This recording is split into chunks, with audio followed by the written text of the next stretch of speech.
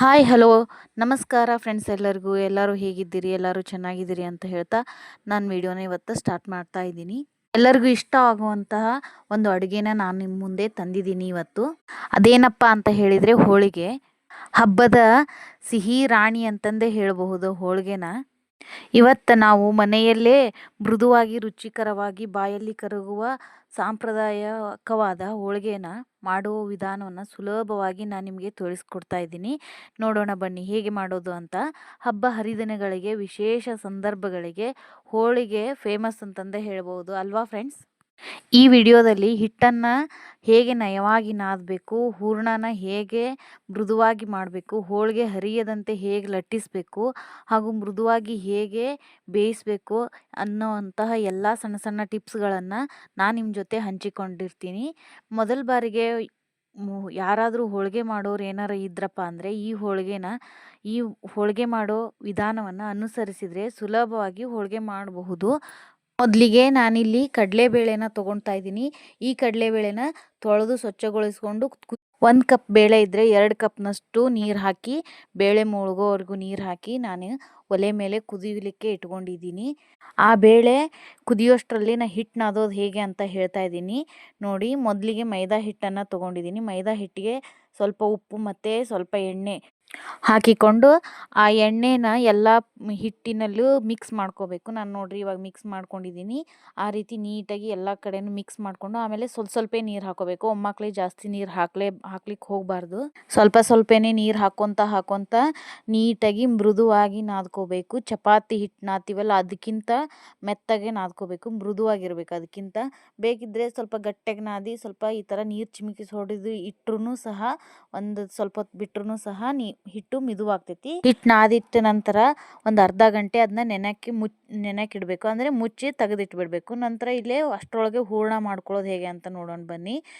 ನಾನಿಲ್ಲಿ ಬೇಳೆ ಕುದಿಯಲಿಕ್ಕೆ ಹಾಕಿದ್ನಲ್ಲ, ಅವು ಬೇಳೆ ಕುದ್ದಿದ್ದವು. ಬೇಳೆ ಕುದ್ದಿರುವಂತಹ ನೀರನ್ನು ಬಸ್ಕೊಂಡು ತಕ್ಕೋಬೇಕು. ನೋಡ್ರಿ ಇಲ್ಲಿ ನಾನು ಈ ರೀತಿ ಬಸಿತಾ ಇದ್ದೀನಿ. ನೀವು ಬೇಕಿದ್ದರೆ ಜರಡಿ ಥರ ಸ್ಪೂನ್ ಇರುತ್ತಲ್ಲ, ಆ ಸ್ಪೂನಲ್ಲೂ ಬೇಳೆನ ತಕ್ಕೋಬಹುದು. ನಾನು ಈ ರೀತಿ ತೆಗಿತಾ ಇದ್ದೀನಿ. ಈ ಬೇಳೆನೆಲ್ಲ ಸ್ವಲ್ಪ ಮಗಚಬೇಕು. ನೋಡ್ರಿ ನಾನಲ್ಲೇ ಮಗಚ್ತಾ ಇದ್ದೀನಿಲ್ಲ, ಈ ಥರ ಮಗಚ್ಕೋಬೇಕು. ಮಗಚಾದ ನಂತರ ಸ್ವಲ್ಪ ಅರ್ಧಂಬರ್ಧ ಹತ್ತಕ್ಕದಂಗೆ ಆಗ್ತೈತಿ ಬೇಳೆ. ಆವಾಗ ಸ್ವಲ್ಪ ಏಲಕ್ಕಿ ಹಾಕ್ಕೋಬೇಕು. ನೋಡ್ರಿ ನಾನಿಲ್ಲೇ 1/2 ಚಟಾಕು ಬೇಳೆ ಹಾಕ್ಕೊಂಡಿದ್ದೀನಿ. ಇದೇ ಚಟಾಕಿಲೇ ನಾನು ಮತ್ತೆ 1/2 ಚಟಾಕು ಬೆಲ್ಲ ಹಾಕ್ಕೊತಾ ಇದ್ದೀನಿ. ಬೇಳೆ ಎಷ್ಟಿರುತ್ತೋ ಅಷ್ಟೇ ಪ್ರಮಾಣದಲ್ಲಿ ಬೆಲ್ಲನೂ ಸಹ ಹಾಕ್ಕೋಬೇಕು. ಇವಾಗ ಬೆಲ್ಲನೆಲ್ಲ ಬೇಳೆ ಜೊತೆ ಮಿಕ್ಸ್ ಆಗೋ ಥರ ಪದೇ ಕೈಯಾಡಿಸ್ಕೋಬೇಕು. ಮತ್ತು ಇದ್ರ ಜೊತೆಗೆ ಇದರಲ್ಲೇ ಅರ್ಧಂಬರ್ಧ ಬೆಲ್ಲ ಕರಗಿಬಿಡುತ್ತೆ. ಮತ್ತು ಸ್ವಲ್ಪ ಹೊತ್ತು ಒಲೆ ಮೇಲೆ ಇಟ್ಕೊಂಡು ಇದನ್ನ ಬಿಸಿ ಮಾಡ್ಕೋಬೇಕು. ಒಲೆ ಉರಿ ಇರಬಾರ್ದು, ಹಾಗೆ ಕಿಚ್ಚನಲ್ಲಿ ಬಿಸಿ ಮಾಡ್ಕೋಬೇಕು. ಒಲೆ ಉರಿ ಇತ್ತಂದರೆ ಹೊತ್ತು ಬಿಡುತ್ತೆ. ಅದಕ್ಕೋಸ್ಕರ ಕಿಚ್ಚನಲ್ಲೇ ಬಿಸಿ ಮಾಡ್ಕೊಳ್ಳೋದ್ರಿಂದ ಬೆಲ್ಲ ಕರಗ್ತತಿ. ನಂತರ ಪದೇ ಕೈಯಾಡಿಸ್ಕೊತಾ ಇರಬೇಕು, ತಳ ಹೊತ್ತಲೇಬಾರ್ದು ಇದು. ಇನ್ನೊಂದು ಏನಪ್ಪ ಅಂತ ಹೇಳಿದರೆ, ಹೂರಣ ಮತ್ತು ಕಣಕ ಅಂದರೆ ಹಿಟ್ಟು. ಹೂರಣ ಮತ್ತು ಹಿಟ್ಟು ಎರಡೂ ಒಂದೇ ಕನ್ಸಿಸ್ಟೆನ್ಸಿ ಒಳಗಿರಬೇಕು. ಅಂದರೆ ಹೂರಣ ಗಟ್ಟಿತ್ತಂದರೆ ಹಿಟ್ಟು ಗಟ್ಟಿರಬೇಕು, ಹೂರಣ ಮೆತ್ತಗಿತ್ತಂದರೆ ಹಿಟ್ಟು ಮೆತ್ತಗಿರಬೇಕು. ಒಂದೇ ಕನ್ಸಿಸ್ಟೆನ್ಸಿಯಲ್ಲಿ ಹೂರಣ ಮತ್ತು ಹಿಟ್ಟು ಇತ್ತಂದರೆ ಹೋಳಿಗೆ ಯಾವುದೇ ಕಾರಣಕ್ಕೂ ಹರಿಯೋದಿಲ್ಲ ಮತ್ತು ಚೆನ್ನಾಗಿ ಬರ್ತವು ಕೂಡ. ಇದು ಒಂದು ಮೇನ್ ಟಿಪ್ಸ್ ಅಂತಂದೇ ಹೇಳಬಹುದು ಹೋಳಿಗೆ ಮಾಡಲಿಕ್ಕೆ.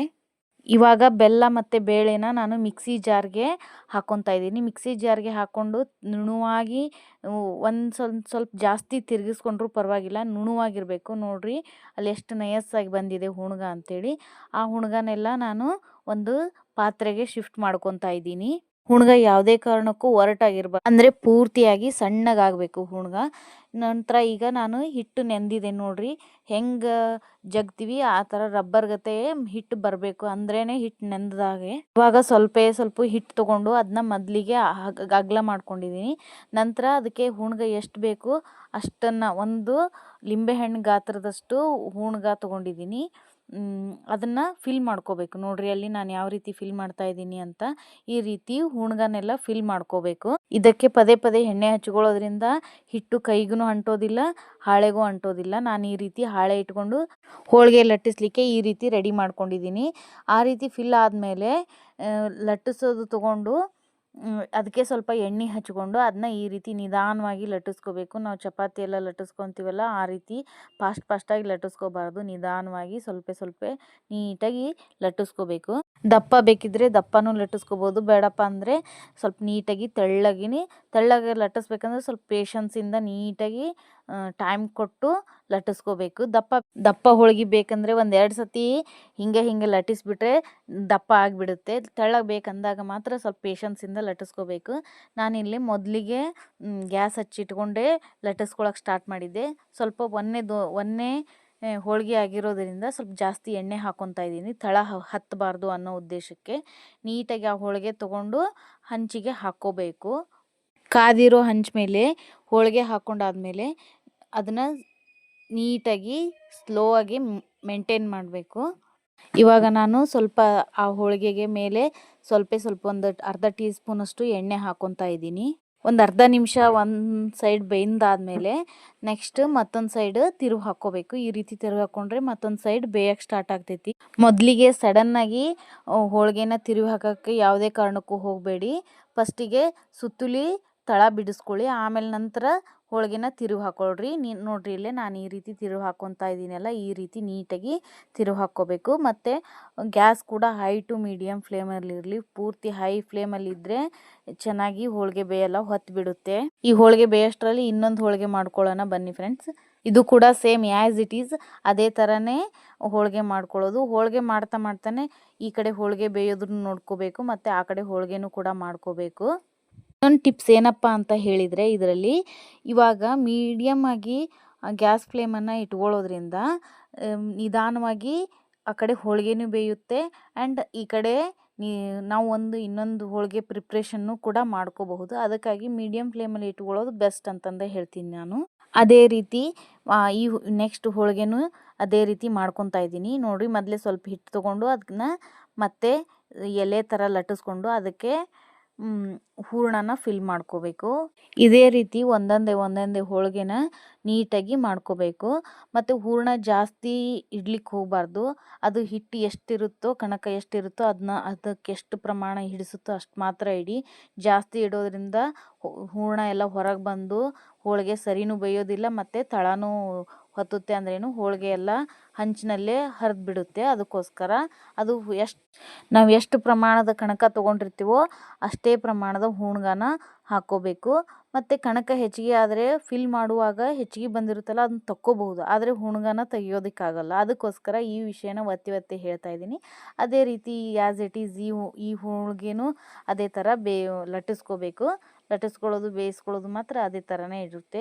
ಎಲ್ಲ ಹೋಳಿಗೆನೂ ಇದೇ ರೀತಿ ನಾನು ಮಾಡ್ಕೊತಾ ಇದ್ದೀನಿ. ಕಣಕ ಮತ್ತು ಹೂರಣ ಎರಡೂ ಒಂದೇ ಕನ್ಸಿಸ್ಟೆನ್ಸಿಯಲ್ಲಿ ಇರೋದ್ರಿಂದ ಹೋಳಿಗೆ ನೀಟ್ ಬರತ್ತವು. ಏನಾರ ಕಣಕ ಮತ್ತು ಹೂರಣ ಒಂದೇ ಕನ್ಸಿಸ್ಟೆನ್ಸಿ ಬರಲಿಲ್ಲ ಅಂದಿದ್ರೆ ಹೂರಣ ಒತ್ತಟೆಕ ಹಿಟ್ಟು ಒತ್ತಟೆಕ ಆಗಿಬಿಡ್ತಿತ್ತು. ಅದಕ್ಕೋಸ್ಕರ ಮೇನ್ ಇಂಪಾರ್ಟೆಂಟ್ ಟಿಪ್ಸ್ ಅಂತಂದೇ ಹೇಳ್ಬೋದು.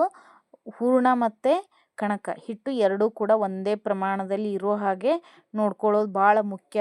ಸರಿಯಾದ ಪ್ರಮಾಣದ ಹಿಟ್ಟಿನಲ್ಲಿ ಹೂರಣ ಚೆನ್ನಾಗಿ ನೀಟಾಗಿ ಲಟ್ಟಿಸಿ ಮತ್ತು ಚೆನ್ನಾಗಿ ಬೇಯಿಸಿದ್ರೆ ರುಚಿ ಅಂತೂ ಸೂಪರ್. ಬಿಸಿ ಹೋಳಿಗೆ ಜೊತೆ ಹೆರ್ತ ತುಪ್ಪ ಹಾಕ್ಕೊಂಡು ಸವಿತಾ ಇದ್ದರೆ ಆಹಾ ಸೂಪರ್ ಈ ಹೋಳಿಗೆ ಅಂತಂದೇ ಹೇಳ್ಬೋದು.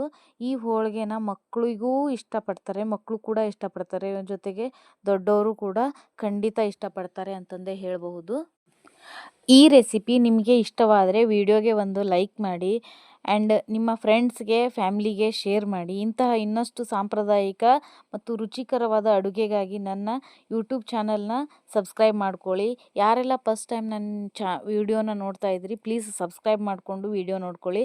ಹಾಗೆ ಮತ್ತು ಇನ್ನೊಂದೇನಪ್ಪ ಅಂದರೆ ಬೆಲ್ ಐಕಾನನ್ನು ಒತ್ತೋದನ್ನು ಮರಿಬೇಡಿ. ನನ್ನ ವಿಡಿಯೋ ಅಪ್ಲೋಡ್ ಮಾಡಿದ ತಕ್ಷಣ ನಿಮಗೆ ಫಸ್ಟ್ ವಿಡಿಯೋ ಬರುತ್ತೆ. ಅದಕ್ಕೋಸ್ಕರ ಬೆಲ್ ಐಕಾನ್ನ ಕ್ಲಿಕ್ ಮಾಡಿ. ನಿಮ್ಮ ಅಮೂಲ್ಯವಾದ ಅಭಿಪ್ರಾಯವನ್ನು ಕಮೆಂಟ್ ಸೆಕ್ಷನ್ನಲ್ಲಿ ನನಗೆ ತಿಳಿಸೋದನ್ನು ಮರಿಬೇಡಿ ಸ್ನೇಹಿತರೆ. Thank you for watching my video.